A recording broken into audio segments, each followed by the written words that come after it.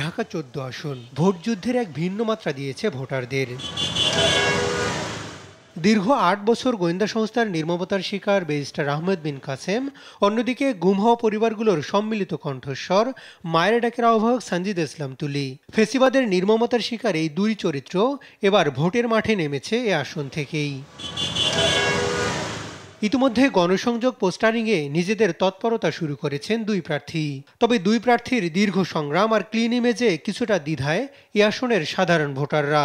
আমার জানার মধ্যে দুজনই বেস্ট আমি বলবো, তারপরে এখন দুজন তো হবে না, একজনই আর কি বিবেচনা করে হবে। দুজন ভালো হলে দুজনে ভোট দিতে পারবো না, আমি একজনে দিব, ওইটা এলাকার আমার যাকে পছন্দ হয়। বিএনপির প্রার্থী হিসেবে নাম ঘোষণার পর পুরো আসনে গণসংযোগ করছেন সানজিদা ইসলাম তুলি। জানার চেষ্টা করছেন সাধারণ মানুষের নানা সংকট। নির্বাচিত হলে জননিরাপত্তা, স্বাস্থ্য, বস্তিবাসীর জীবনযাত্রায় মান উন্নয়নে কাজ করতে চান তিনি। মানুষ চায় আসলে তারা নিরাপদে বেঁচে থাকুক, তার সন্তান একটা সুস্থ পরিবেশ পাক, সেখানে বড় হোক, হ্যাঁ, সেখানে মাদক না থাকুক, সেখানে চাঁদাবাজি না থাকুক, দখলদারিত্ব না থাকুক। আর এমন একটা কালচার দেয় যেখানে আসলে যে রাস্তা দিয়ে রাতেরবেলা বা সন্ধ্যার পরে মেয়েরা গেলে তারা তাদেরকে নিরাপদ মনে করছে। হ্যাঁ, এই জিনিসটা অনেক বেশি ইম্পর্টেন্ট মনে হয়েছে আমার কাছে। ভিগো ওয়্যার গার্ড প্রয়োজন মতো বাঁকানো যায়, অধিক চাপেও ভাঙে না। ভিগো।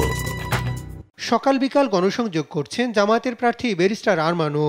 নির্বাচিত হলে নাগরিক দুর্ভোগগুলো কমাতে চান তিনি। আমার জন্ম মিরপুরে, বেড়ে ওঠা মিরপুরে অলিতে গলিতে, যৌবন আমার প্রথম অংশ কেটেছে এই মিরপুরে, বাকি সময়টি কেটেছে আয়না ঘরে। এই মানুষের সাথে যেহেতু আমি বড় হয়েছি, এদের সমস্যা আমি নিজে ভুক্তভোগী, আমি বিশ্বাস করি তাদেরকে সাথে নিয়ে আমাদের সমাজকে আমরা পরিবর্তন করতে পারবো ইনশাআল্লাহ। আমাদের ওয়াদা হচ্ছে যে আমরা একটি দুর্নীতিমুক্ত সামাজিক আন্দোলন গড়ে তোলার একটা অঙ্গীকার আমরা করছি। যেই নির্বাচিত হোক, এলাকার মানুষের উন্নয়নে একসঙ্গে কাজ করতে চান তারা।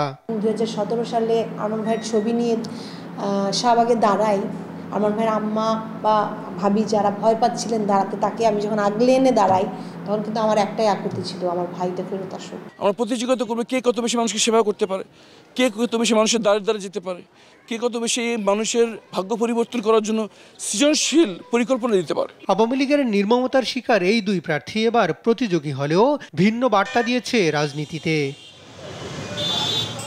হাসান আল মাহমুদ, দেশ টিভি, ঢাকা।